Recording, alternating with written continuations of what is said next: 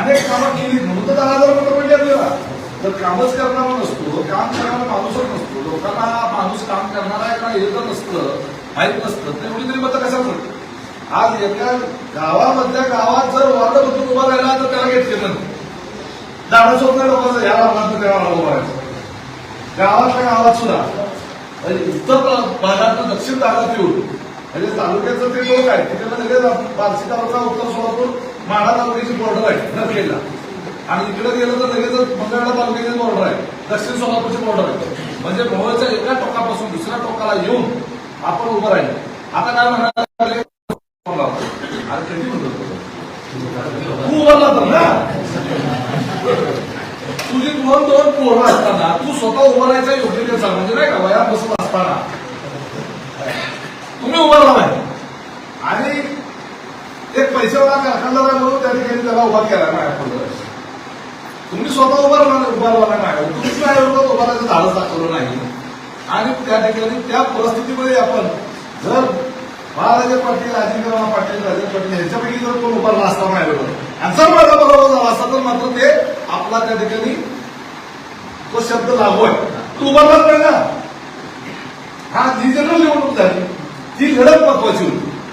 त्या मोहोळ तालुक्याच्या करता म्हणून ती लढत महत्वाची होती की काय बरोबर आणि त्याचा मागचा उद्देश असा होता की लोकांच्या पुढे आम्हाला थोडं उघडं पाडायचं होतं की तुम्ही फक्त आंधळ बघितलं कधीही या सगळ्या आंधळ सोडून या मोहोळ तालुक्याचा इतर भाग हा कायम तुम्ही त्या ठिकाणी उपेक्षित ठेवला. 50 वर्षाची सत्ता तुमच्या हातात असताना सगळं जे तालुक्याला येणारा ती बरोबर सगळं आंधळला नेलं. तहसील कार्यालय आंधळला, रजिस्टर ऑफिस आंधळला, दवाखाना आला आंधळला, क्रीडांगण आलं आंधळला, पाईपलाईन आले आंधळला, जे येईल ते सगळं आंधळला. कमी पडलं तर कारखान्याचा रस्ता सुद्धा तुम्ही सरकारी पैशांनी केला. खासगी कारखान्यातला अंतर्गत रस्ता तुमच्या घराच्या आतमध्ये कंपाऊंडच्या आत जर तुम्हाला प्युअर ब्लॉक टाकायचं असेल तर ग्रामपंचायतीच्या पैशाने होईल का. तुमच्या घराच्या तुमच्या शेतामध्ये शेताच्या अंतर्गत असलेला रस्ता उद्या प्युअर ब्लॉक करायचं तर तुम्हाला बदलच्या पैशाच करावं लागेल ना. तर तुमच्या खासगी कारखान्यामध्ये आतले रस्ते सरकारी पैशाने करोडो रुपये 80-90 कोटी रुपये घालून करायचं कारण काय. एवढा प्रचंड पैसा सरकारला वापरला आणि स्वतःच्या गावात घेऊन जातात तेवढ्या पैशामध्ये आमचे शेकडो पाण्यात रस्ते झाले असते. तेवढ्या पैशामध्ये आमचे शेकडो शेत रस्ते झाले असते. आमच्या भागातले गावागावाला जोडणार आमचं ते 16ला जाणार 16वरनं कुठं पडते याला आपल्याला 1 जाणार रस्ता कसले कितीतरी रस्ते झाले असते. पण तरी सुद्धा लोकांना हे आपण समजून सांगतोय. परंतु आपल्या कार्यकर्त्यांकडून जी माणसं आपल्या सगळेला असतात कुठे असतात किती बघत नाही युट्यूबवरचं काही बघत नाही.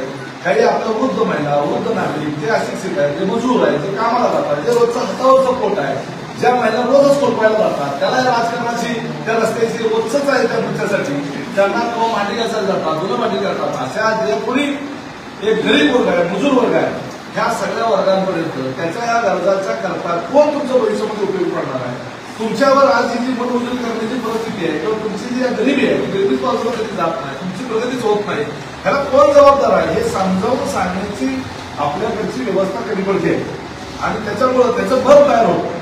त्याचं मत जे आहे ते तळागाळापर्यंत आपल्या बाजूने तयार झालं पाहिजे. किती जरी उद्या त्याला कोणी पैसे फेकले तरी सुद्धा माझं मत विकणार नाही हे हा निश्चय जो आहे हा त्या गरीब वर्गापर्यंत आपण नेला पाहिजे.